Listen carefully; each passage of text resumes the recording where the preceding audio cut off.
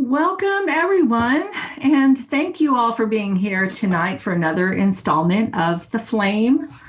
Tonight's theme is the most wonderful time of the year. And my name is Katie Porter. I'm Executive Director of Inlandia Institute, a literary and arts and culture nonprofit in inland Southern California. Before we begin, Inlandia Institute respectfully acknowledges and recognizes our responsibility to the original and current caretakers of this land, water, and air, the Cahuilla, Tongva, Luiseno, and Serrano peoples, and all of their ancestors and descendants, past, present, and future. Today, the Inlandia region is home to many Indigenous peoples from all over the world, and we express our gratitude to them for allowing us the opportunity to live and work on these homelands.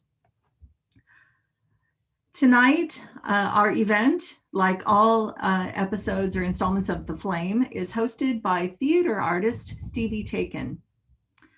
Stevie is the founder of the Homespun Players, a small Riverside theater group established in 2013. She loves all forms of storytelling and especially admires those who choose to share their experiences with live audiences. A special kind of self-imposed punishment, she adds. She hopes you enjoy this evening's The Flame. And with that, I would like to introduce Stevie Taken. Hello, happy holidays, everyone. Welcome to The Flame, a special edition this month. The theme of which Katie already mentioned, the most wonderful time of the year. However you celebrate the holidays during this season, welcome to you. We have a lot of really wonderful stories we've been cultivating over the past few weeks. Some returning storytelling sharers and some new to The Flame. Very excited to get started, and I want to right away because we have quite a few. First, we have returning storyteller Patrick Bryan. Patrick is the executive director of the Riverside Arts Council. He is also the founder and artistic director of the Dispelled Theater Project and has a long list of acting, directing, and producing credits spanning from Hawaii to Germany. You can find his artist spotlight columns in the Press Enterprise every Friday. My friend Patrick Bryan, yay! Thank you, Stevie. I was 3 years old That's how old I was for the first holiday season that I remember. My dad was in the army, and we lived in Mannheim, Germany. Anyone who has ever been to Germany during the holidays will tell you that it's like stepping into a beautifully decorated winter wonderland. I remember my parents taking me to the Chris Marts, massive outdoor festivals featuring foods of the season, handmade crafts and ornaments, and so much more. But while those smells do still linger in my mind, it was one thing that stood out: Santa Claus, the bearded, red suited bringer of gifts, the right jolly old elf, the keeper of lists, the arbiter of good and bad, the one who kept track all year of whether children like me had been naughty or nice. My parents didn't know it, but all of those stories and songs and poems were creating a pretty strong impression in 3-year-old me. And after standing in line for a good long while to visit St. Nick and the PX, or a large department store on an American military base, I was in tears and terrified as this seemingly giant man beckoned me forward. I refused to go to him, and we had to leave. My parents asked me why I was afraid, but I didn't have the words to articulate this deep seated fear of Santa Claus that had developed inside me. Children aren't aware of the passage of time. At least I wasn't. All of a sudden, my parents were telling me one day that it was Christmas Eve. I knew that a decorated tree had sprouted in our living room, but I honestly wasn't that clear on the concept. But that night, my mother stood up and announced to me that Santa Claus was coming. Well, the concept was very clear to me now. That terrifying old man from the stories and songs and poems, the giant motioning me forward in the store, was coming to our house. All of a sudden, things really started to make sense. He visited houses during one special night. This was that night. And the house he was about to descend upon was ours. My mother grabbed my hand and we ran into my parents' bedroom. I needed no convincing. We huddled in absolute silence beneath the covers of my parents' bed. The front door opened. I heard footsteps walking loudly into the house, into the kitchen. I heard cupboard doors opening and closing, walking back and forth. I think every drawer and closet in the house was opened up. My mother said, "Do you hear that? That is Santa Claus. He is looking for you. He wants to make sure that you aren't hiding and trying to see him." The sound of footsteps came heavily down the hall toward the bedroom where we lay. My mother said, "Close your eyes. Pretend you're asleep." I had never then, nor have I ever since, closed my eyes so tight. The door opened. For what seemed like an eternity, it stayed open. And I knew that Santa Claus was staring at me to see if I was only pretending to be asleep. I dared not even breathe. And slowly the door closed. Footsteps went back down the hall toward the front door, which opened and then closed. My mother said that we could get up. We walked into a darkened living room that was illuminated by a rotating red light that bathed everything in its glow. It was coming from the hood of a brilliantly red fire truck, a fire truck that was big enough for me to sit in and pedal. That fire truck cast its red light off more packages wrapped in shining paper than I could have imagined existing in the entirety of the world. I stood there with my mouth gaping open. I was stunned. That was a long time ago, but I can still feel the sense of awe. I unwrapped presents for what seemed like forever. The laughter and joyful exclamations coming from both me and my parents. Each gift seemed more magical than the last.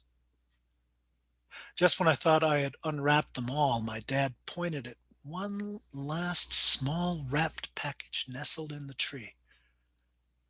I can still hear my voice exclaiming, "Another one?" I unwrapped it with all the enthusiasm of the night's first present. Obviously, that fire engine is long gone, as are each of those other cherished gifts. But I still have that last one. I no longer feared Santa Claus after that. My parents had created the most magical Christmas that I would ever have. Unfortunately, it would be their only chance to give me that experience. The next year, we were living in Kansas, and Santa had to come early. My dad was being sent to Vietnam. He got back before the next Christmas, but by then, mean older kids had ruined it for me. I sat across from my mom at our kitchen table, and 4-year-old me asked her to tell me the truth. Very slowly, she did. I looked at her as stoically as I could, my eyes welling up with tears, but me refusing to allow them to fall. In that moment, I knew that not only had a part of the magic been taken away from me, but it had been taken from my parents too. And I didn't want my mother to feel any worse than she already must. But that first Christmas that I remember gave me memories that I cherish to this day. My parents would go on to find new ways of bringing magic into our holidays. And I smile when I think of each and every one. May each of you have a holiday season that is filled with the sort of magic that lights up a room with its glow and causes children to stand in open-mouthed wonder. The sort of magic that lasts a lifetime. Thank you. Hmm. One of these days, you're going to have to tell me what it is that those mean kids said to you, Patrick. Next, we have first-time storyteller at the Flame, Amy Clayton. A recently retired teacher is exploring the world from home. She has spent time in anti-racism, church history, sustainable gardening, chronology land, and bucket list reading. Amy looks forward to continuing her friendships made in those communities. Welcome, Amy.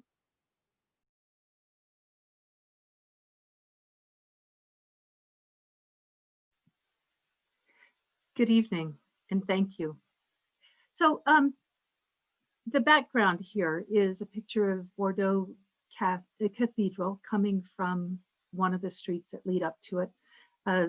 The cathedrals in France, in most places, aren't like Notre Dame with a great big plaza in front of it. They're all surrounded by little streets from the times when there weren't cars or expressways. So I was in Bordeaux for the Christmas of 1982 with the University of California Education Abroad program. I was part of a group that was going to be going to Togo after 3 months in France. So we were called Les Togolais.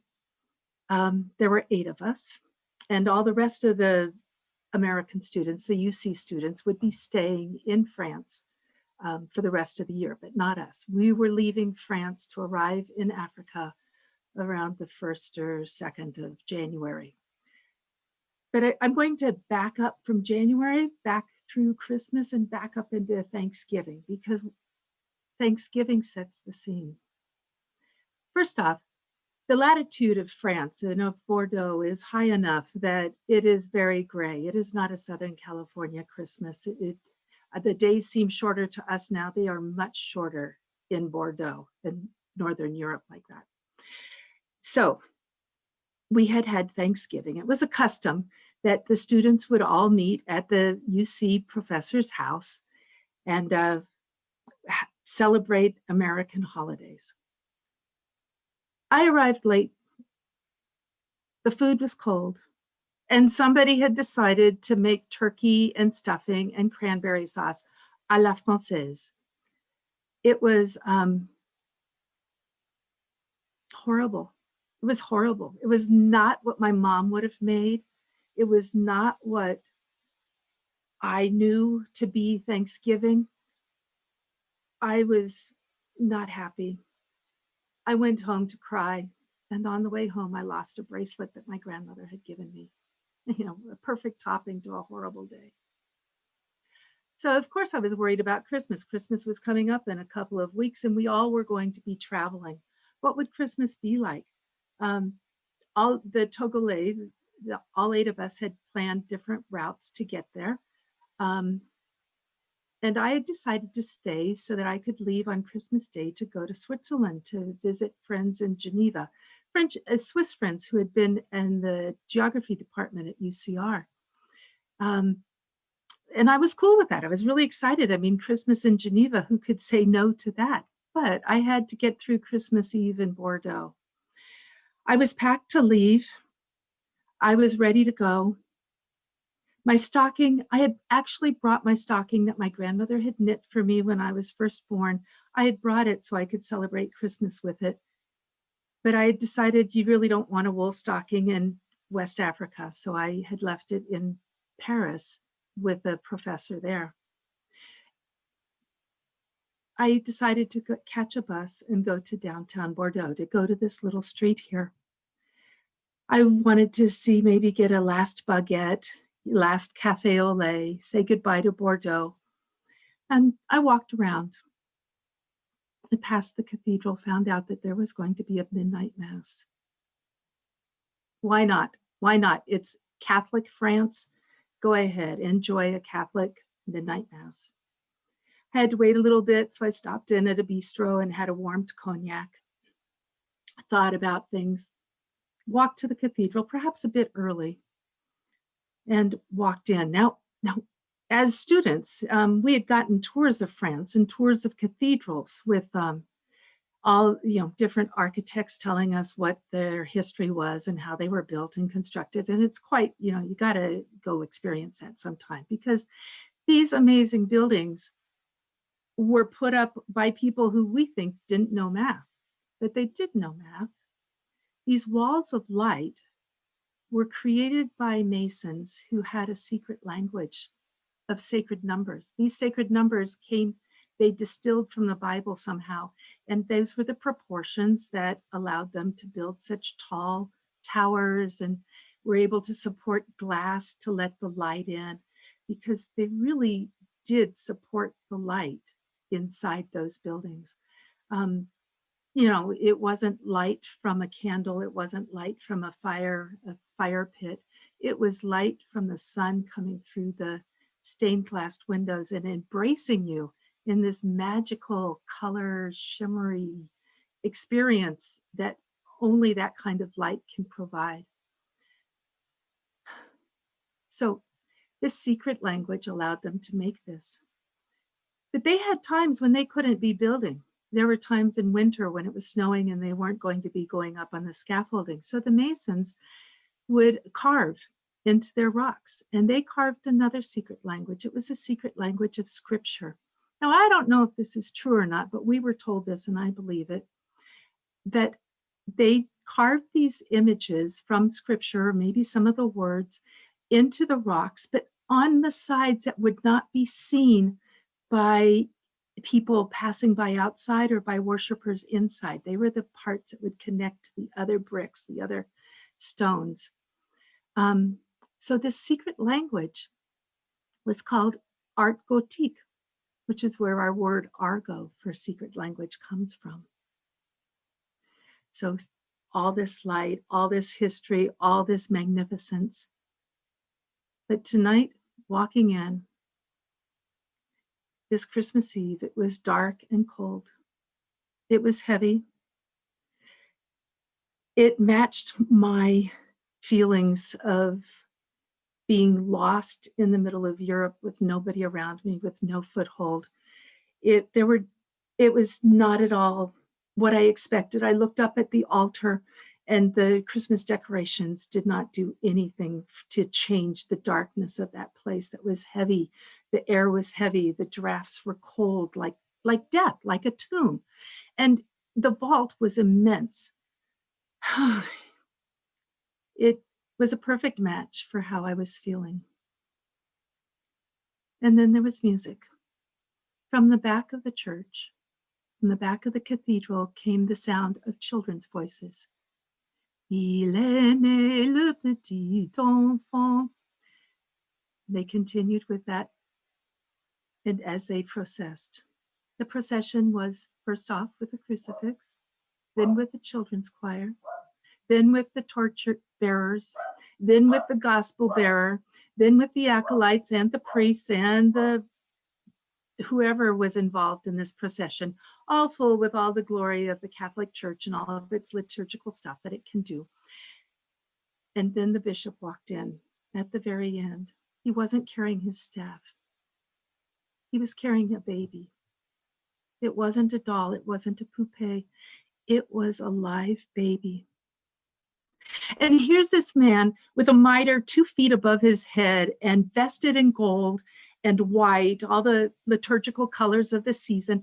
And he's carrying a baby who's reaching up to his beard, who's turning around and looking. They're looking at each other in the eye.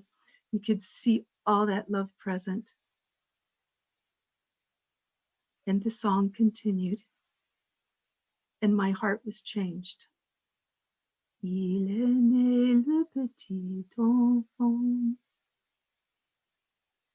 I knew then that the joy of Christmas, that the celebration of Christmas was all about new beginnings, the hope, that ever-present hope, and about the love of children, the love of God, the light of God. And I wish you all that ever-present hope and simple joy that is embodied in the little baby Jesus and present in all new babies.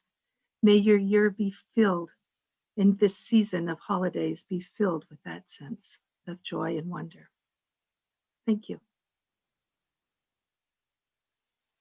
Thank you, Amy. Wonderful job, and Joyeux Noël to you. We are moving right along. Our next storyteller, a new presenter for The Flame, but definitely not new to Inlandia. It's Johnny Bender.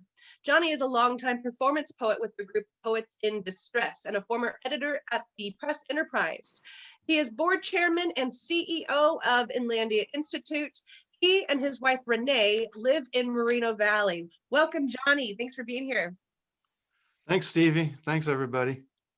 If you ever come visit me up in Moreno Valley, you have a good chance of driving past donkeys, burros, whatever you want to call them. Now, this past year, there were dozens of them wandering the street, leaving their road apples on the roads, on the sidewalks, in my yard.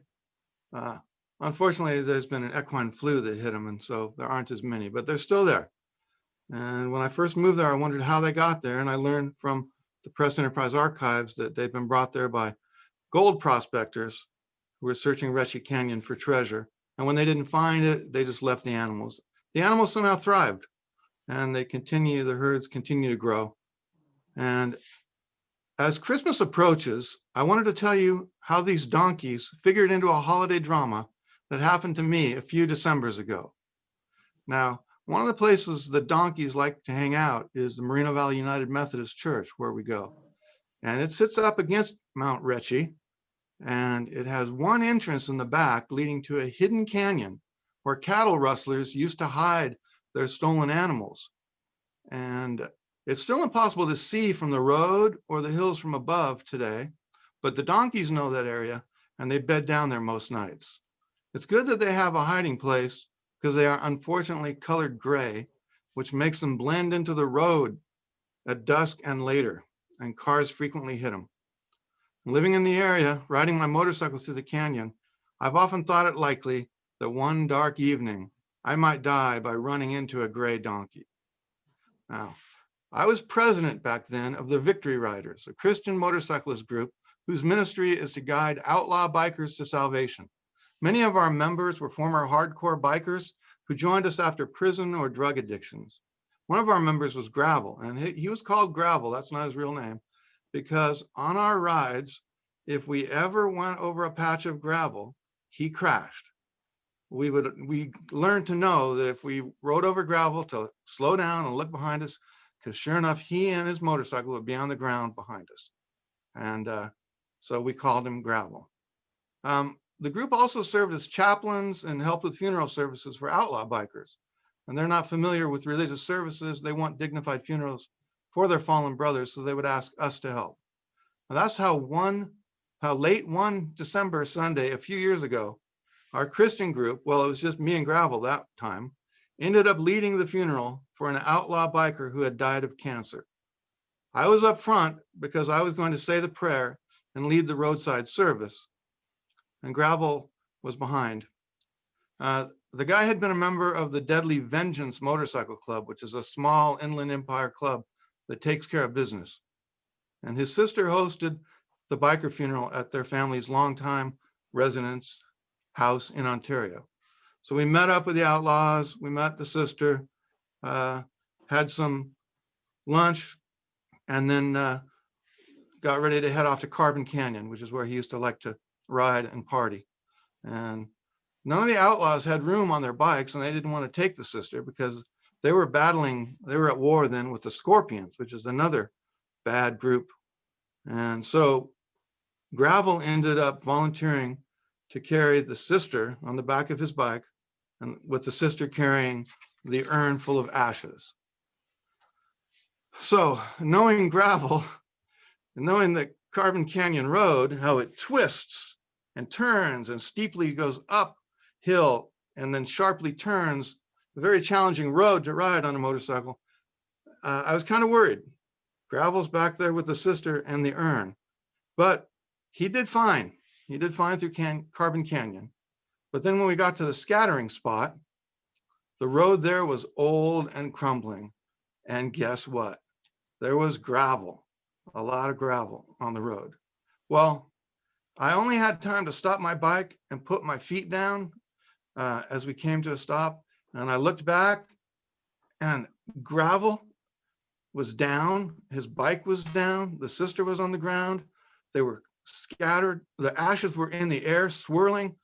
Gravel and the sister and the outlaws were covered with ashes. And I just thought, oh, this is not good.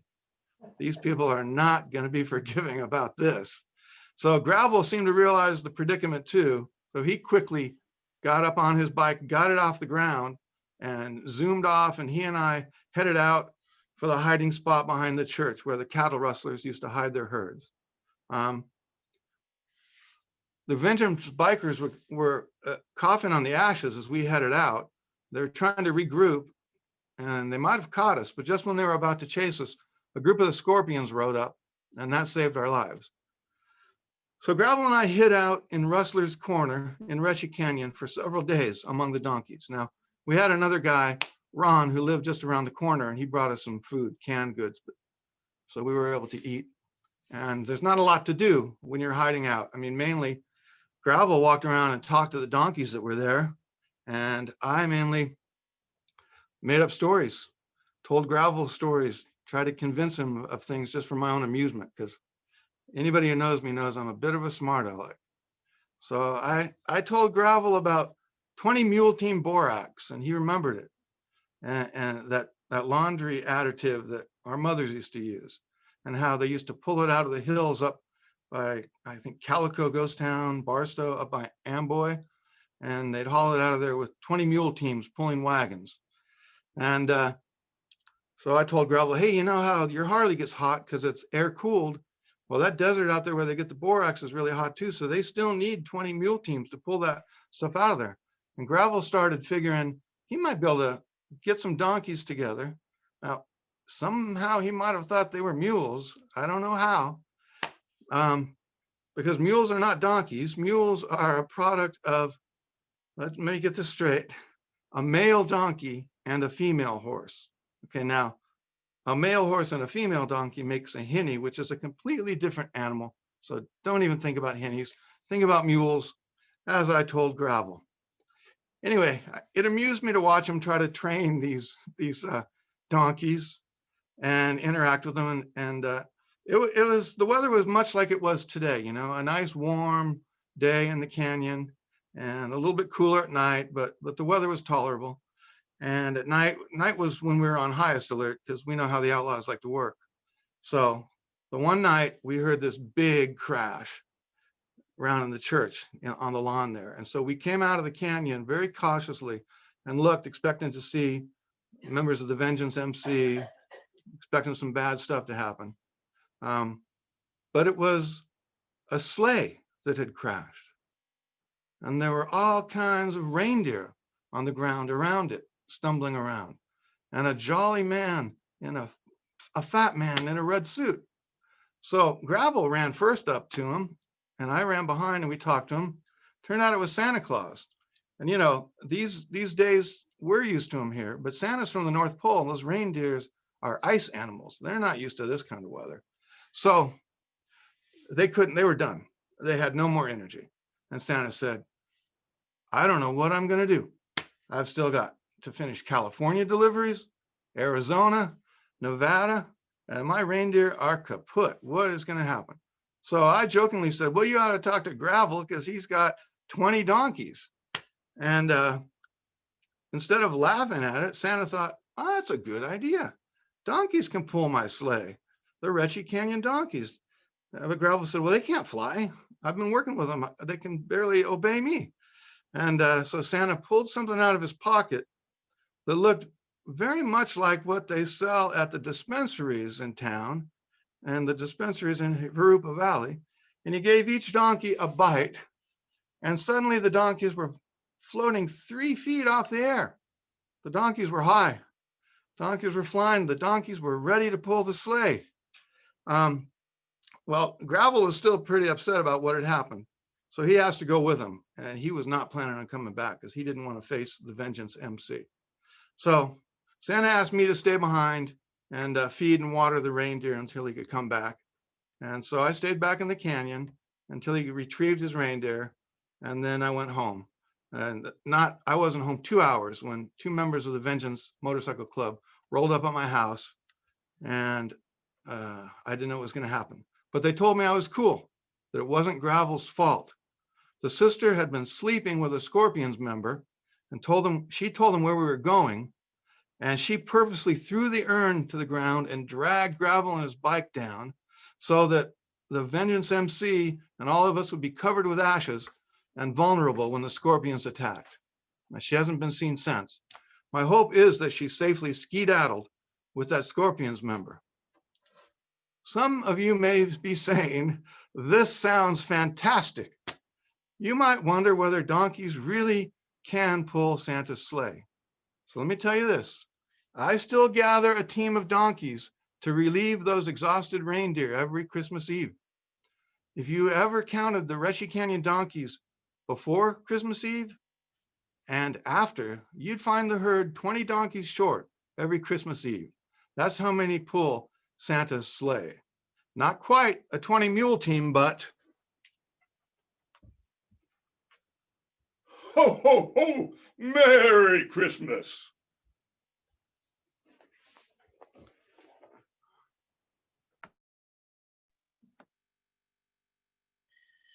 Thank you, Johnny, for that very interesting and factual story. It's important work that you're doing and the global community commends you. We're moving along, and we have a returning storyteller, Alvin Chamberlain. He's been with us every flame, and he's here again for the holidays. Al was born in San Bernardino, attended San Bernardino Valley College, and graduated with a BA in Travel Tourism Management from BYU in Hawaii. He has an MBA degree from the American Graduate School in Glendale, Arizona. He served as a supply officer in the U.S. Navy Reserve, a federal bank examiner in the FDIC, and a retirement counselor with a large insurance company. He holds 3 teaching credentials and has taught for over a decade in secondary schools in the Inland Empire. Welcome back, Al. Good evening. When growing up as a child, before television invaded our neighborhood, we had a tradition of sitting on the front porch after supper, and neighbors would come by and tell stories about the old days in places like Oklahoma and Texas. My dad would tell stories about his youth when he rode the rails with his uncle, trying to find work on ranches and farms throughout the West during the Great Depression. And these stories made a great impression on me, but of course, television took all of that away. Today, we're trying to recopy that in our own way using digital technology. And I'd like to take you back many years to my first Christmas far away from home. I was 19 years old, and I found myself in a small town of Tarija, Bolivia, about 6,000 miles from home. I was an LDS missionary. I just arrived there, and I found that this town of 25,000, about 6,000 feet up in the Andes Mountains, was as isolated as you could possibly be. Now, I arrived there, I left North America. It was early winter. When I arrived there, it was early summer. And I found that December was the hottest and driest month of the year. And so it was hard to find the Christmas spirit. And it never snowed in the valley there, even in the wintertime. And they did not have the tradition of snow or snowmen or anything associated with snow. I also discovered that the people there didn't practice any of the cultural traditions that I was accustomed to in North America. There was no Christmas trees. There was no decorations. There was no ornaments. There's no gifts under trees.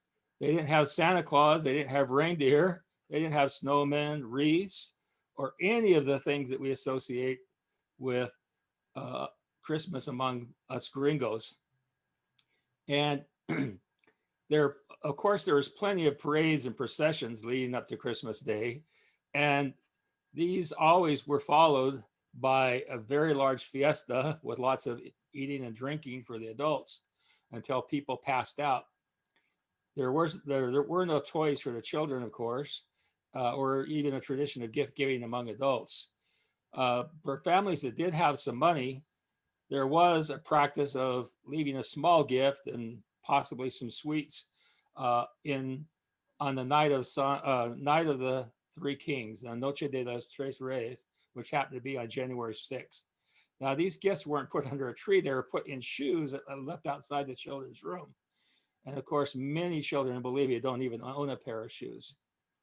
I couldn't find Christmas cards anywhere, and so I improvised. I went to a photo shop with a picture of Jesus that I had, and I had written a small inscription on cardstock to tape below that. The photographer took a picture of that and ran off Christmas cards for me, and they came out looking like glossy postcards. My companion and I had heard about a small ranch outside of the city where the owner had Italian cedars growing on both sides of the entry road.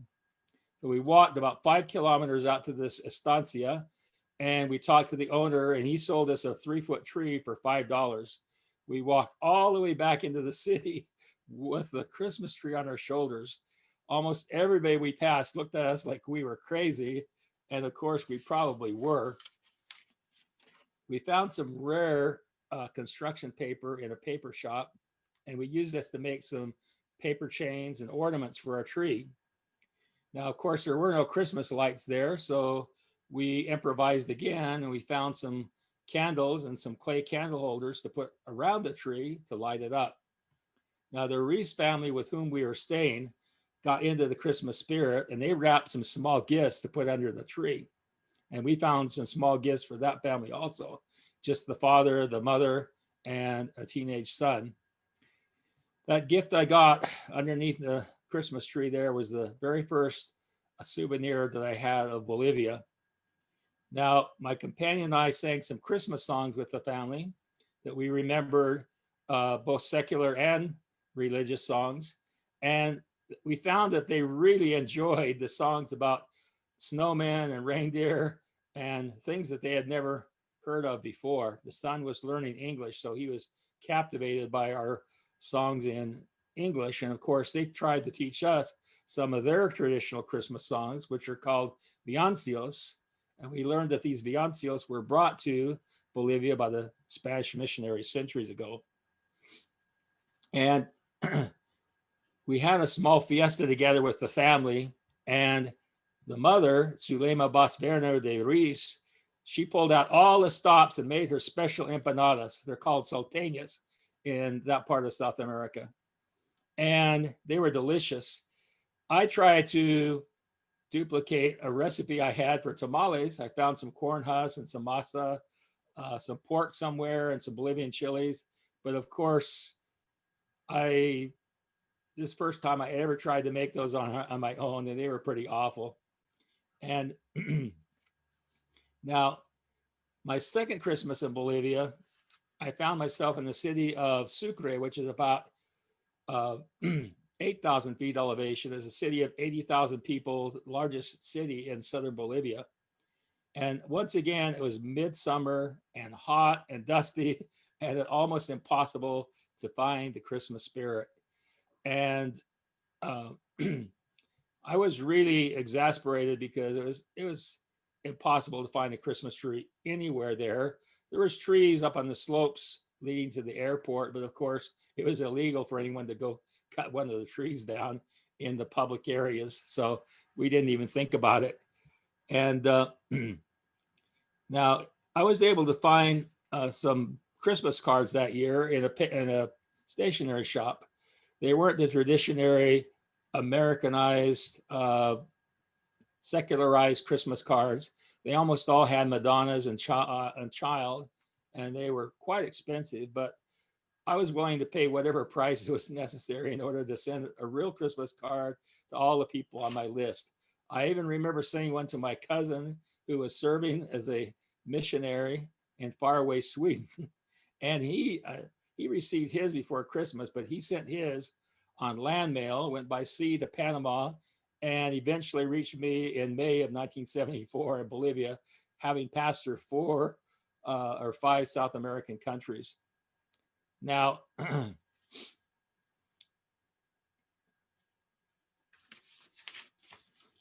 I found that there was a wood carver in our congregation, and I talked him into making a Christmas candelabra for me. It was made of 2 pieces. It had 12 holders, candle holders. And once it was assembled, it was really beautiful. But in order to make it more bright, I found some red and green ribbons in a store and wrapped them around that. And I also found a box of 20 candles, and I lit one each day leading up to Christmas, up until December 25th. Now, to decorate our Christmas candelabra, I made 3 kettles of popcorn in very bright colors that the popcorn had been soaked in food dye.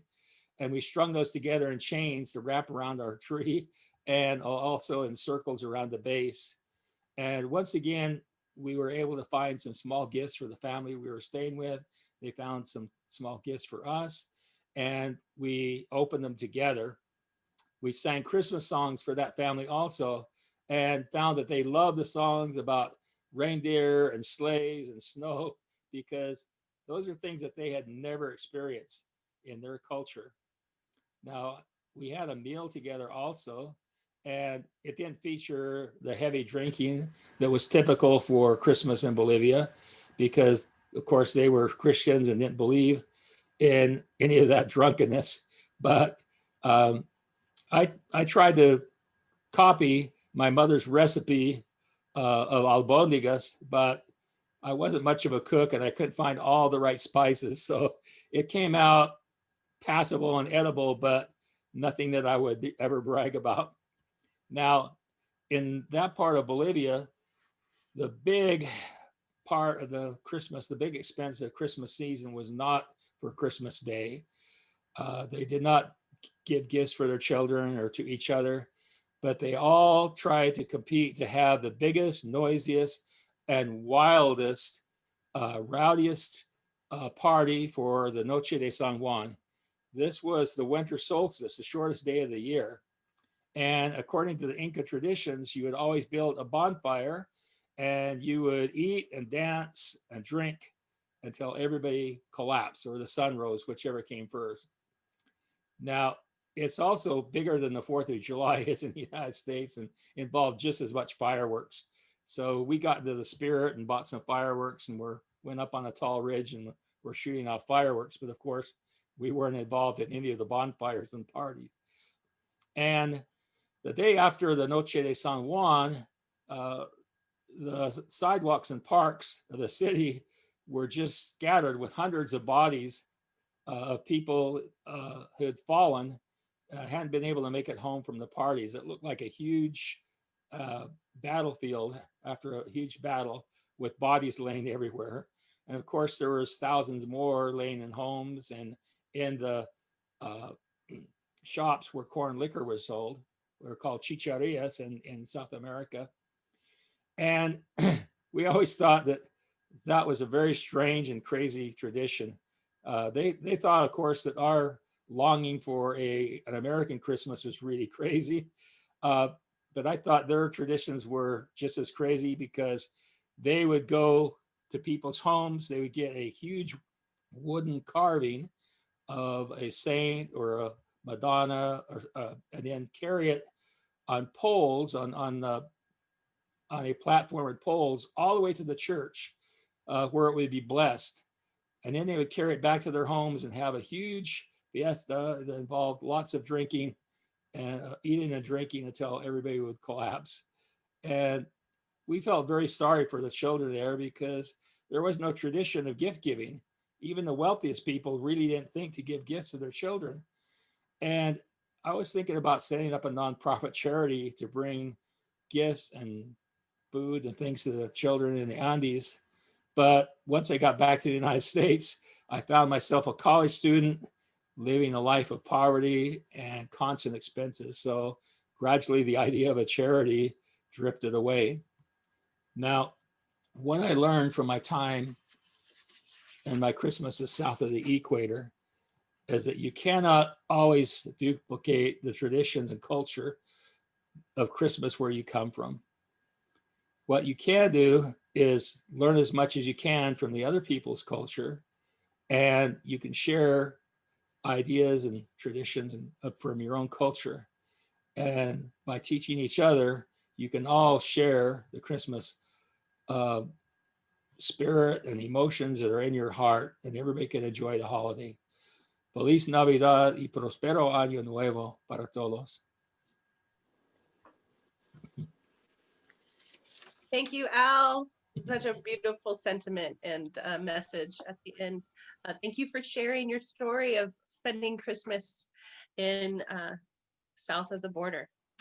We have a new storyteller joining us this evening for The Flame. Her name is Asunta Maria.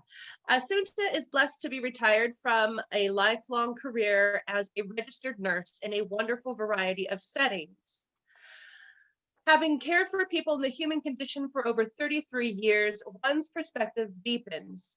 Becoming the patient, which she has done numerous times, has taken her deeper still. Asunta writes from those and other moving experiences of the human condition. She is an acquisition editor for the California Writers Club Annual Literary Review and is the managing editor for the Inland Empire branch of the California Writers Club monthly publication, Fresh Ink. Welcome, Asunta. Thank you, Stevie. I'm loving these Christmas stories. I had to get my eggnog. I am totally getting in the mood.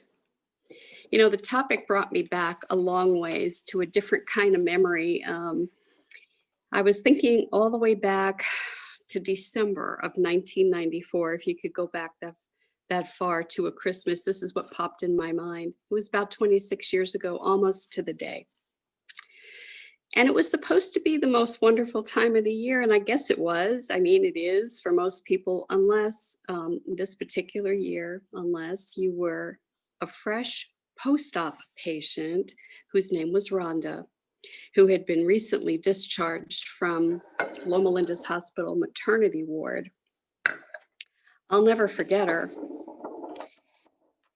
I'm a retired nurse, you know. I was briefed at the time by my home health supervisor about Rhonda because I was going to be the IV therapy nurse on call that night, and she was assigned to my home care schedule for that particular evening. The plan was typical of others in my specialty in those days. I was supposed to go to her home and teach the patient how to safely administer her home infusion medication. This case turned out to be a little bit different. This patient had in report, I heard she had had a C-section, which automatically would have had infection potential.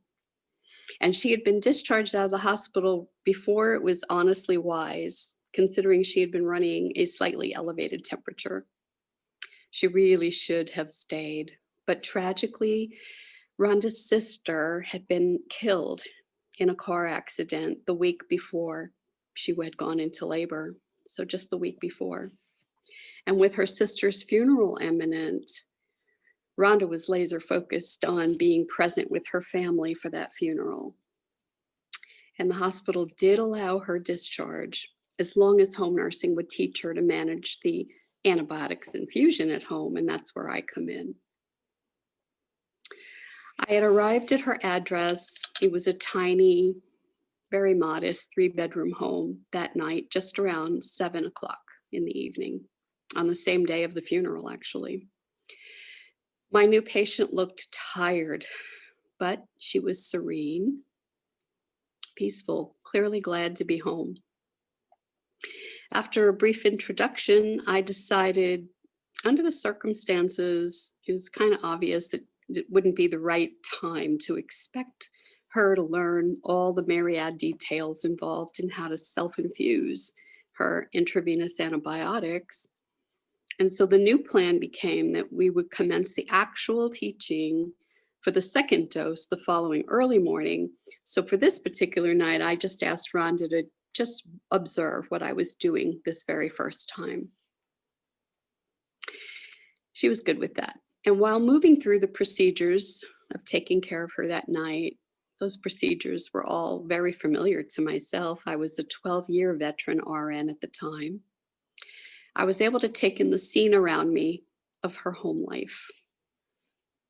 And I noticed a lot of things. I noticed that the sheetrock was bare and there was some insulation kind of showing exposed in the kitchen where we were occupying this little simple kitchen table. And I gathered that this new mother had 4 other children under age 9 at home. And they had been anxious for their mama and their baby to arrive. And I learned that their daddy, the papa, had been out working at his typical long hours to support his family. And although I didn't see her during the visit, Rhonda had a teenage niece whose the mother was the one that had just recently been killed in the car accident. And she was now also living in this home with bunk beds arranged in the living room.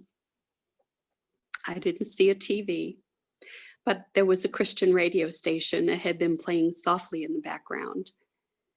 And the children, their names were Matthew, Joshua, Hannah, and Elizabeth. They were asking their mama for something called manna. I didn't know what that was, but at the time, but they settled onto a sheet on the living room floor to eat the supper that their mama had prepared for them and dished out in the middle of our medicine going on. And I noticed that surprisingly, there were no fights, no teasing, no arguments. Unlike the tone in my own household, all the activity in this little house, it was just amazingly peaceful and supportive of each other. During the procedures of my nursing visit, some grandparents stopped in, apparently from a few blocks away, and they were looking weary. All over their faces, I could see the grief over the loss of one of their children, kind of mellowed by the joy of the birth of their new grandchild.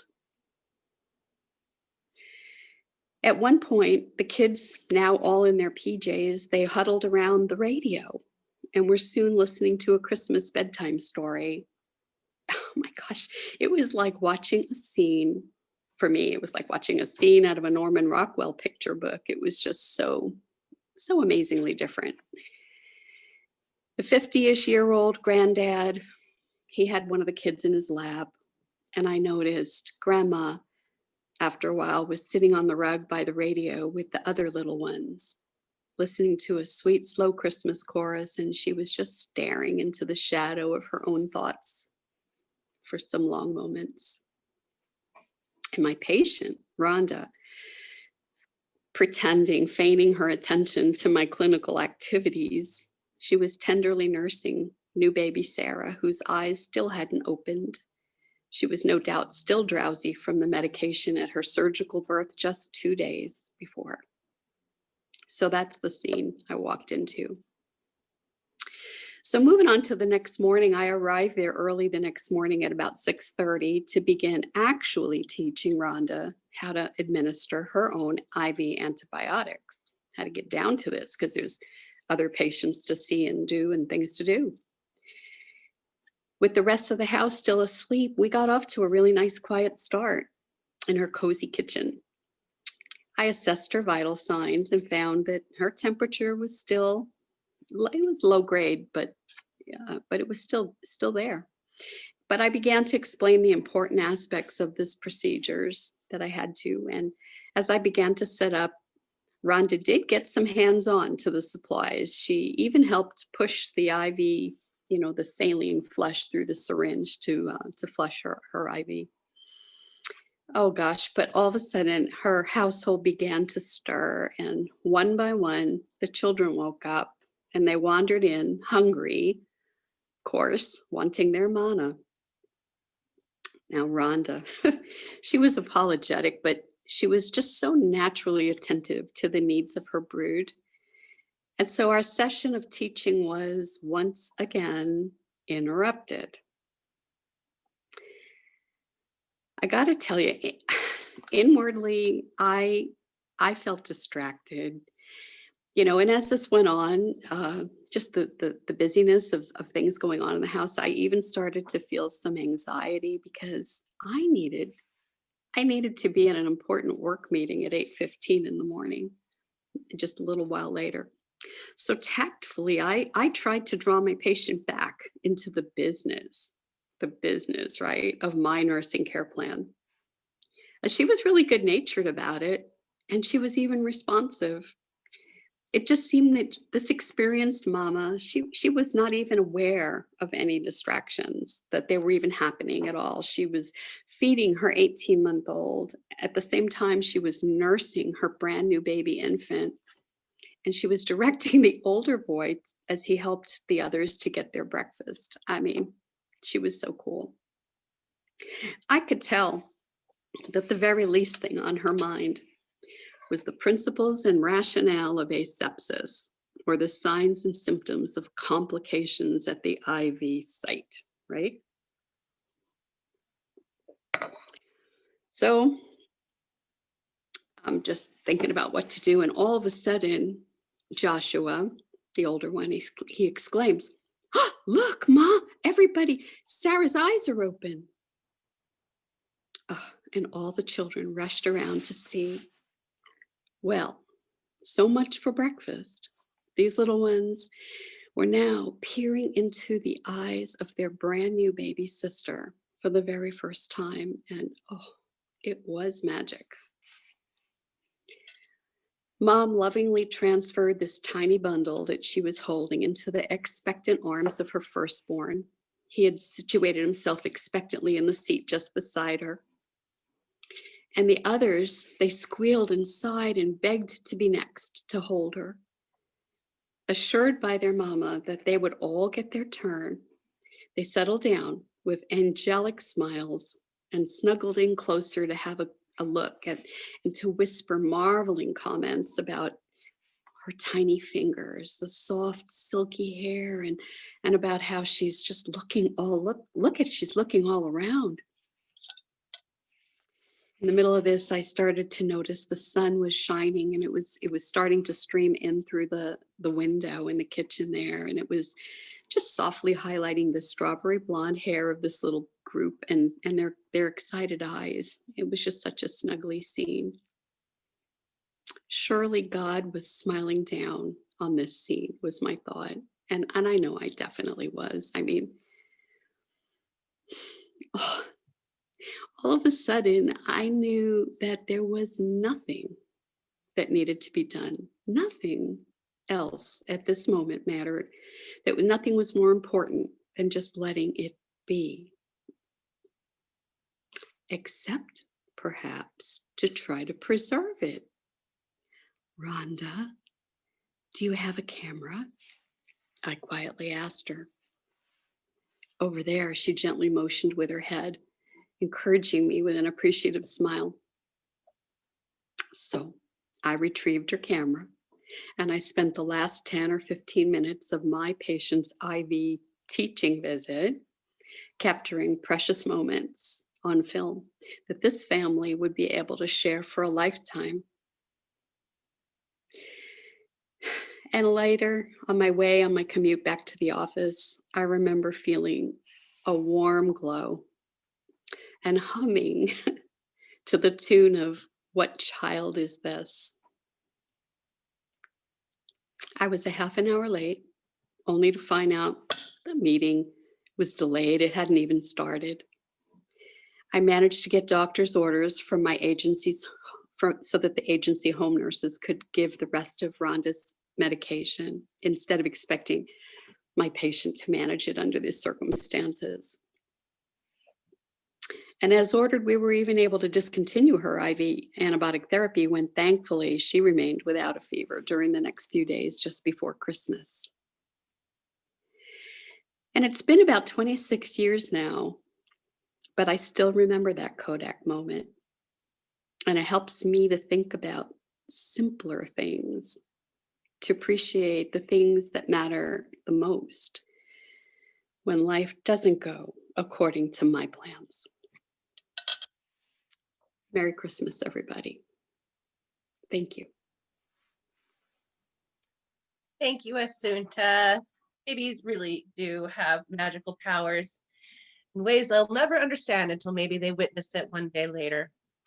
We have a new storyteller to the flame this evening with us, Denise Tomlinson. Denise is a longtime Riverside resident and broker, owner of Mission Property Management.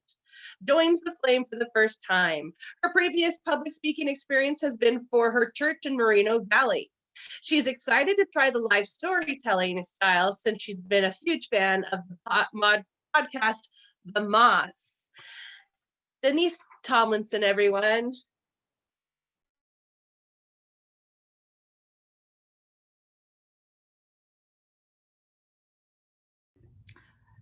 Oops, be sure to unmute yourself, Denise. These days, family Christmas celebrations are not the traditional gatherings of parents and children and sweet little grandparents around a cozy tree.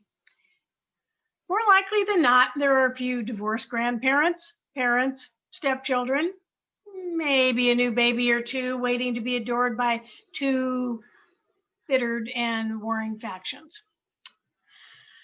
It was in the midst of one of these un-Hallmark-like families that I found myself as a young wife and mother.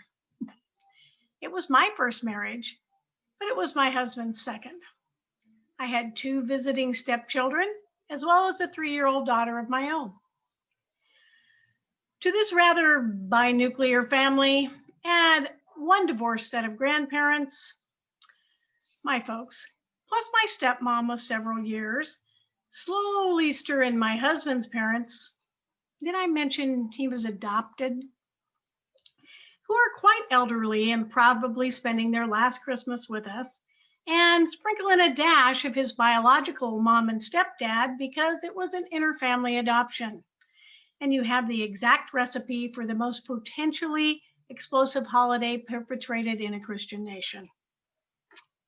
Nonetheless, I was somewhat naive and really sick to death of running from place to place on Christmas Eve trying to see everyone. So this year I decided they could all come to our house. My little girl had asthma and I didn't want her sick for Christmas Day. I extended the invitation to all the above mentioned relatives, as well as my brother and sister-in-laws, an ex-sister-in-law, and too many unruly nieces and nephews to count. As fate would have it, everyone accepted, down to the last alcoholic brother-in-law. The open house buffet format I had planned set the stage for the advanced positioning and skirmishes necessary to any great battle. Everyone would bring something. 3 grandmothers would bring their special potato salad because each one assured me that everyone liked her recipe the best. The Roman Catholics and the drinkers, my side of the family, would bring eggnog, champagne, hot toddies, or other traditional holiday drink. The Southern Baptist teetotalers, my husband's family, swore to sit in another room and sing Christmas hymns in hopes of saving those gripped by the demon alcohol. Their goal was to accomplish this before the Papists headed out for midnight mass. My poor husband, who had promised to play piano for both factions, began to look for an out-of-town Christmas gig. And I, too, had begun to have second thoughts. I must have been sniffing too many sugar plums. Forget all my dreams of family unity. Now I just wanted to keep the peace long enough to hang up the coats. This was going to be a disaster. But sadly, it was too late to back out. So Christmas Eve arrived. Mounds of food had been prepared and beautifully arranged. The house was clean. The Christmas tree twinkled in the corner of the room. Angelic voices drifted from the stereo. Yeah, the stereo. I felt sick. The doorbell rang and the first guests arrived.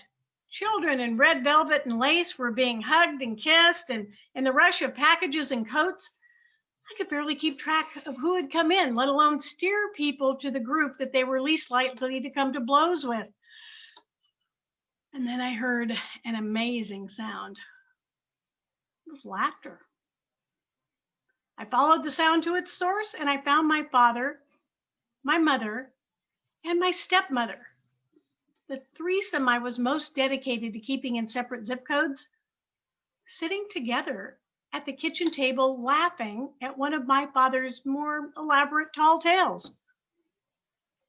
Suddenly it occurred to me that this party was completely out of my control. In the living room, I found my sweet little daughter holding hands with her sister and taking her cousins on a tour of the Christmas candy dishes. Though she couldn't speak with her mouth full of candy, her shining eyes told me that the combination of kids and candy equaled a very successful holiday tradition in the making. Next, I spotted my prohibitionist stepsister drinking champagne straight out of the bottle with my oldest brother as they attempted to sing all the verses to the 12 Days of Christmas. They were totally oblivious to my husband's decidedly jazzy rendition of Winter Wonderland on the other piano and accompanied by at least 16 people who did not know the words. I sat down next to my quiet, conservative father-in-law who gave me his best Clark Gable wink. "Nice party, little girl," he said.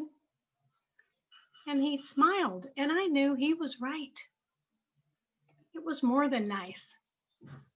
It was miraculous. From that moment on, I knew nothing could ruin this evening.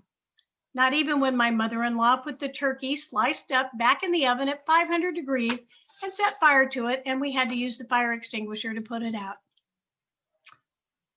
And as crazy and crowded and noisy, terrifying and untraditional as it was, that Christmas stands out in my memory as my very favorite.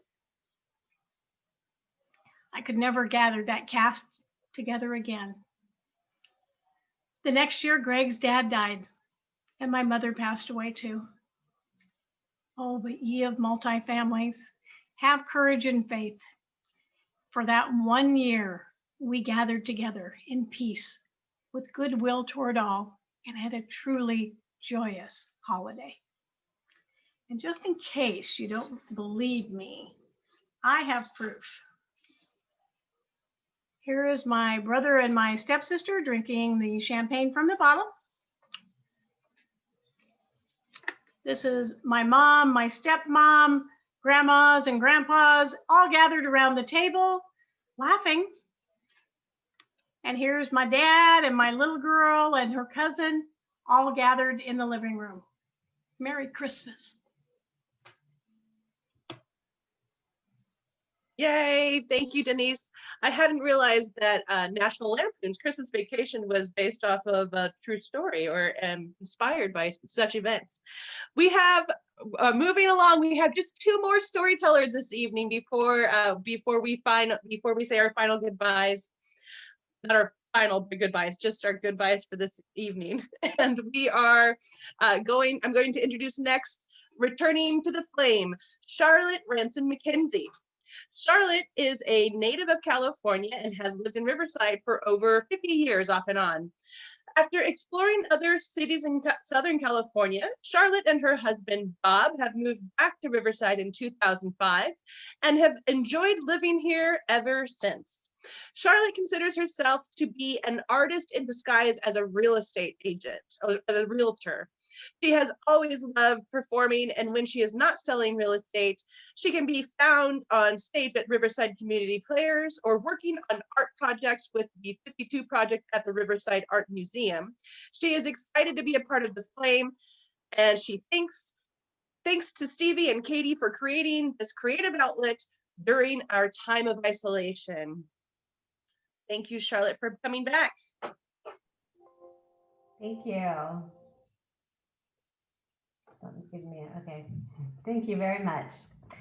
I love Christmas, and I kind of believe that, you know, I always have. Here's proof. Let me just show you this real quick. Let me make sure I get the right one. This is me, my first Christmas. Don't I look happy? I've got the little Santa buttons and all my new toys. That particular dog, his name was McDouglas. I think he lasted through college. I've always enjoyed being with family at Christmas. And for our family, Christmas celebrations are really an important and big deal. Actually, any family gathering or birthday, any holiday excuse for a get together is fun with my family, but Christmas, it's always special. I think that part of it is that we decorate and we have traditions and things that we make that don't happen at other times in the year. And there's lights and tinsel and sparkles, and I like sparkles, and I just have always loved Christmas. And we take a lot of pictures, and it's just something that every year we get together and we enjoy. We're not particularly religious, but we do enjoy getting together and celebrating. And in 1968, my family moved to Riverside.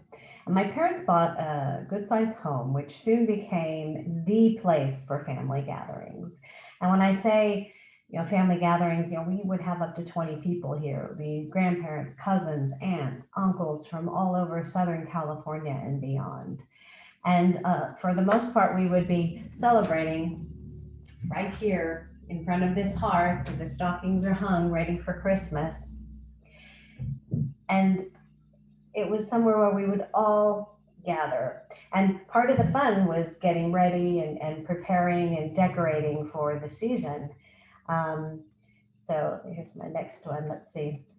Here's me, the first season that we are here in this home. You can see the hearth in the background, not quite as fancy at the time, but I'm decorating our tree. We've got the paper wreaths, and it was always a fun tradition that everyone in the family took part in. Of course, starting with that first Christmas in this home, we were able to create memories with all of our family and with our people through the generations. And the traditions were established, but then as we grew, some of them changed, some of them went away, but they always happened here in Riverside. And it was uncanny how we always managed to gather here at Christmas. One of my favorite traditions that still stands today is kind of how Santa would give us our gifts on Christmas morning. You know, it's that big gift that you would get, the 1 or 2 on your list, or the one that Santa really thought that you deserved or should have. And, you know, the excitement would always start Christmas Eve when we prepared and hung all of our stockings in front of the fireplace. You know, I remember hanging my stocking here. There it is. My grandmother, I think, knit it for me, although she may have purchased it at a store. This story gets jumbled as the years have gone on. But it was still special, and it was exciting that night before Christmas. But of course, the real excitement would always happen on Christmas morning. Our house is a 1950s ranch. So each room was divided. You know, we had the living room and the dining room and the kitchen, and they were all separate. So it was very easy to block off the living room where Santa came and left all of the presents. And so Christmas morning, when we would come downstairs for breakfast, it would be blocked off and you couldn't see what was inside the room. And as children, that was just nerve-wracking. We couldn't see what was there, what Santa had left us. And the parents and my aunts and uncles and everyone, we'd meet in the kitchen and have coffee and, you know, make an effort to have some sort of breakfast, even though the stomachs were just completely jumbled from excitement.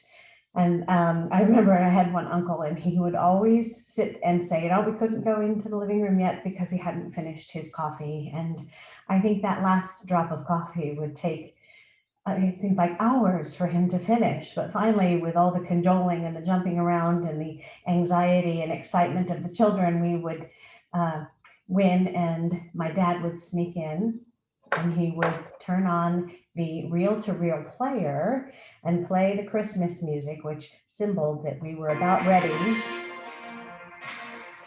Here we go. We're going to go into the living room. We are going to have Christmas morning. It's so exciting. And that second Christmas in this house in 1969, it was really exciting. We ran in, it was my sister, my cousin, and I. 3 of us were like thieves. We were together all the time. And all we could do is squeal with excitement when we got into the room because Santa had brought us Sesame Street. I don't know how he did it, but here's Sesame Street. It's not the best picture, but you get the idea. It was a full-on puppet theater with puppets from Sesame Street. Sesame Street had just aired in November of 1969. I don't know how Santa had the time. He must have spent a lot of time after bed in the sewing machine or in the garage at the wood shop making these things, but it was worth the effort because my cousin, sister, and I put on multiple performances in that puppet stage. It was one of the most memorable gifts and most cherished gifts that we had. So many of those traditions have carried out throughout the years, and as we've all gotten older and one thing leads to another, and cousins get married, grandparents pass away. When I got married, my husband and I moved to San Diego, and for a number of years we lived in San Diego, but we always had Christmas portraits. And it started, you know, when we were kids still, we would, you know, have portraits, and the family would always try to remember anyway to do portraits if we didn't get too busy. Here we are, the first one. I know we don't look thrilled. We maybe didn't make the best effort that year, But it did get better. As we got older, we even put on a show, and you know, these pajamas are kind of fun, and we were posing and having fun. I think this is when Holly and I were in high school. And eventually the cats got involved in the photo taking. You know, it was pretty cool. But it was always here in Riverside in front of that wonderful hearth and in this wonderful home. And when we moved to San Diego, I still felt like, okay, you know, I had this photo taking thing in my mind and I always wanted to take pictures. Well, I have 2 boys and a husband and they're not so big on the pictures, but I did manage to get a few family portraits in. We actually managed to do a few, but it wasn't quite the same. We're not in front of the portrait, but here's our family in San Diego when we had our young kids. You can see that vice grip that my husband has on my youngest son to keep him in place for the portrait. It was important. That's the one that bit the doctor's finger, if you heard that story. I feel like we've come full circle because in 2005, my parents announced they were going to be selling this home. They were going to be downsizing. The house was big. There was a lot of land.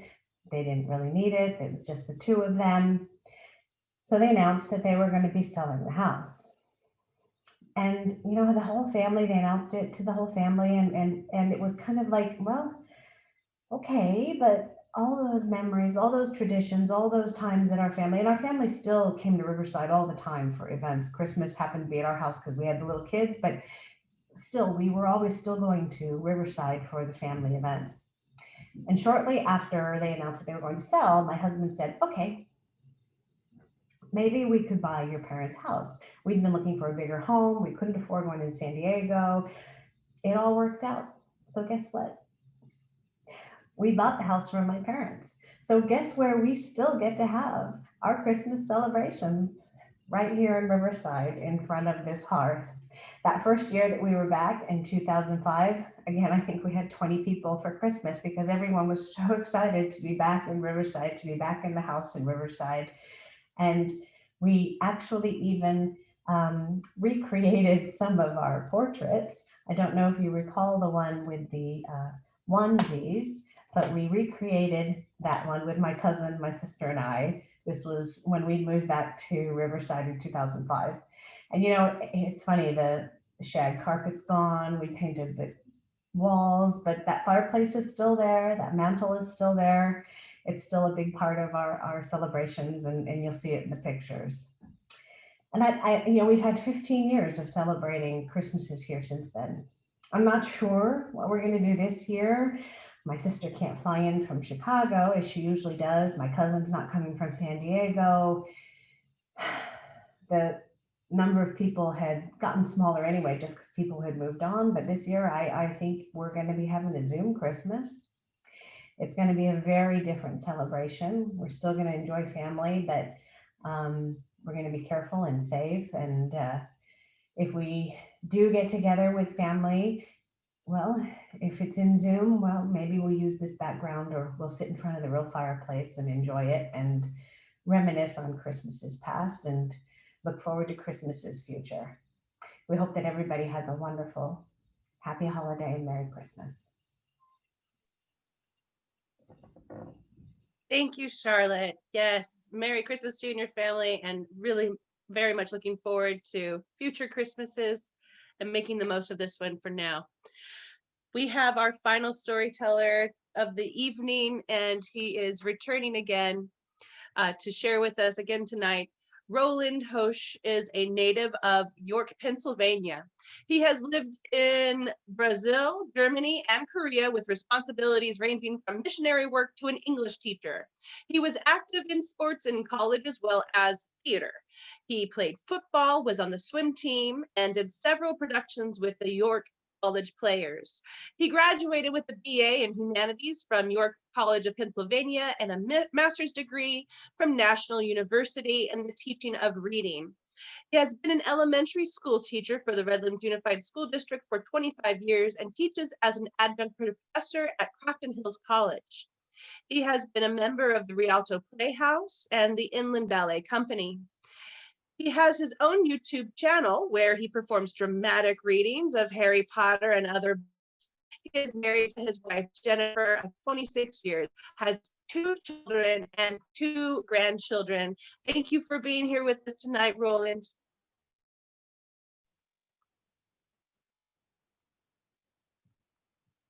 Well, thank you for having me. The most wonderful time of the year. That statement changes as we grow older. When I was younger, the most wonderful time was the present I was getting. As a young husband, it was the present I was giving my wife in anticipation of her opening it. And then as a young father, it was the anticipation of my children opening up a gift that I had saved up to get for them. But the most wonderful time of the year, one particular moment, is in my memory of when I was 15 years old. My dad was from Germany and he loved decorating the house for Christmas. Christmas was always a thought of his. He would even go to the convenience stores after Christmas and he would see all the decorations that were put up and he would go to the managers and he would say, hey, you know, how much are you going to have to pay your employees to take down all the Christmas bulbs and the lights and stuff from the trees? And then he would propose some sort of a cheap cost that he thought the manager would accept, and more times than not, they accepted. And he would load the van up with these fully decorated Christmas trees to store in the attic until the next Christmas. So we had 15, 20 trees in the house. And Christmas was just such a special time. He had this flagpole where he was a very proud American. But when it was Christmas time, he would string up the Christmas lights and pull them up. And then we would walk around the block and we would go down as far as we could see. And in the distance, we could see our Christmas tree of lights. And it was just such a wonderful memory that I have from my childhood. Well, now that I'm a dad and I have my house, I was determined to keep those traditions going. So every year I've been accruing my own little cachet of Christmas lights. And this house was built in 1953 and it came with this old hook that I suppose other people had hung Christmas lights from. But I would have my daughter hang up the lights from the window and I would stake them down. Well, this year, my daughter couldn't do it. My son was volunteered. And so I would say, Spencer, come on, it's time to put up the Christmas lights. And every day you go, oh, Dad, do I have to? So finally I got him and we went out there and we started hooking up the lights and staking them down, getting them ready. And it was a lot of work. There were a lot of knots because we put them up very meticulously, but when we take them down, we just kind of throw them in the box. And so the next year it's a little bit more difficult to get all the knots out. Well, we had worked and worked, got all the string of lights up, hanging from the hook on the outside of our house. And right when we thought we were done, we heard a thud. And we turned around and lo and behold, the weight of all the lights had pulled that old bolt out of the house and all of our work was laying on the ground. I started laughing because I think it makes a great story, but my teenage son didn't think it was so funny. So I said, don't worry, Spencer, just go in, do your thing. Tomorrow I'll go get some caulking and we'll put it back up.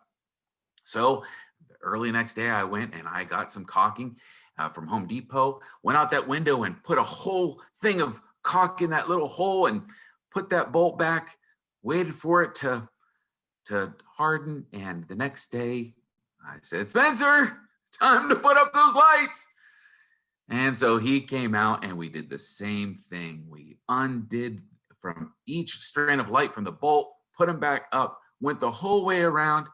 And would you believe it? Right after we got the last strand up, we heard an familiar thud. The caulking just didn't cut it. And Spencer looked at me in such desperation. He goes, Dad, do we really need to put up that tree? Can't you just put them around the bushes or something like everybody else? And so I sat Spencer down and I told Spencer about a time that I will never forget with my dad. My dad, like I told you earlier, had been going to convenience stores and getting these trees. Well, the year prior, he had gotten a whole case of Christmas lights, probably 100 boxes. And he said, Roland, come here. And so it was his and my little secret that we were going to put up so many Christmas lights around the tree, around the house. And we went to work and got it all ready. And as we were ready for the whole family to go out and look at the decorated house, we got into it was the 80s, so we all had matching sweaters, except for my little sister. As a tradition is in our family, we all had onesie pajamas as little kids. And as we grew older, we outgrew those onesies. And it was kind of a sad rite of passage that we didn't fit in them anymore. And one by one, the older brother Ken, the whole way through, but we at least had our little Butzel, a German word for the youngest child of the family, our little sister Pam. She still had her onesies. So we said, Pam, go get your onesies on, and we were going to go out. And all of a sudden, we heard this whimpering come down the hallway. And it was my little sister Pam crying. And she says, I don't fit into my onesie anymore. And for some reason, that hit us all as a family. It was kind of like it was an awareness that we were all growing up and moving on. But my dad wasn't going to let that spoil the moment. My dad disappeared down the hallway. Next thing we know, he comes down the hallway in his German accent bellowing, What is wrong, Pamela? The onesie even fits me. And here what my dad had done is he had taken that little onesie and stretched it over his clothes and tried to put it on. I mean, every single seam was just busting, just ready to explode off of him. It barely came up to his forearms, up to his calves. He only had the zipper up, maybe two little things in this pink onesie. And he starts dancing around, singing this la-di-da Christmas song, and we all started laughing so hard. I don't think I ever saw my mom laugh so hard that she cried so hard. Even Pam started to laugh. Well, without skipping a beat, we all went down to the driveway to look at the house, and even out in the street. And my dad, who was a very respected college professor, was there in front of our house. It looked like it was on fire in a pink 9-year-old girl's onesie pajamas. And we had just the most wonderful memory. You know, I don't even remember what I got for Christmas that year, but that memory was just the most wonderful time of the year. After I told this story to Spencer, I was laughing, caught up in the moment, and then all of a sudden I started to cry. I told him that I missed my dad. Every time I tell a story, I miss my dad so much.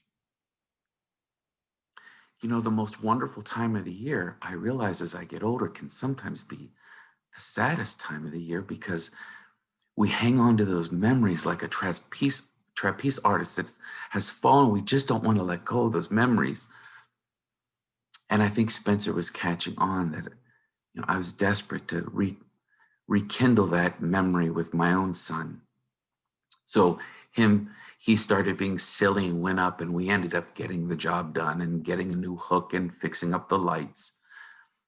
And, you know, as I tell this story to you, I realize that the most wonderful time of the year is a gift. It's a gift that our parents give us. And then when they're gone, we give the gift to somebody else for them to give it on to somebody else. And in a beautiful way, the most wonderful time of the year goes back centuries and will go into the future for centuries. I hope you all have a wonderful holiday. And I'd like to end the story by showing you our Christmas tree that now is the most wonderful time of the year with a memory of my son and me. Merry Christmas, everybody.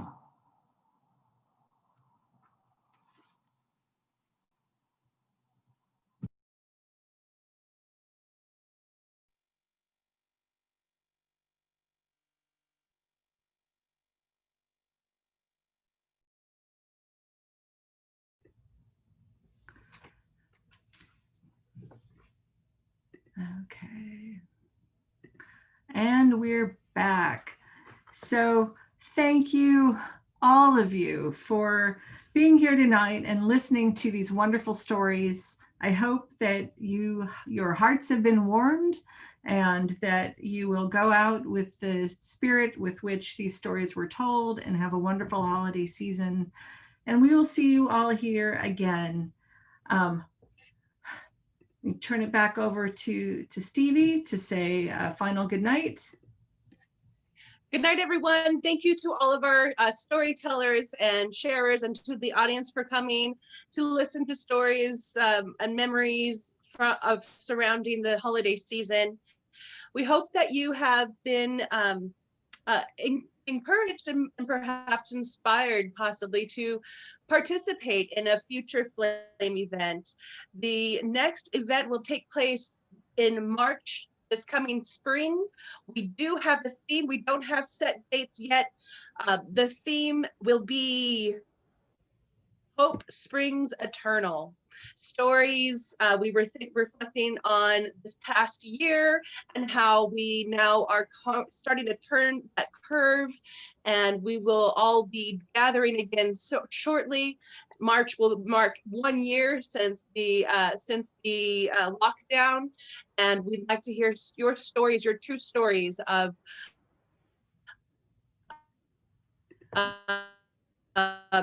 struggle, strife with the theme of hope. Thank you, everyone. Thank you, Katie and Inlandia. And thank you all for being here. And to all, a good night. Thanks, everybody. You guys did great. Fantastic night. Thank you, everybody. Great being with you all.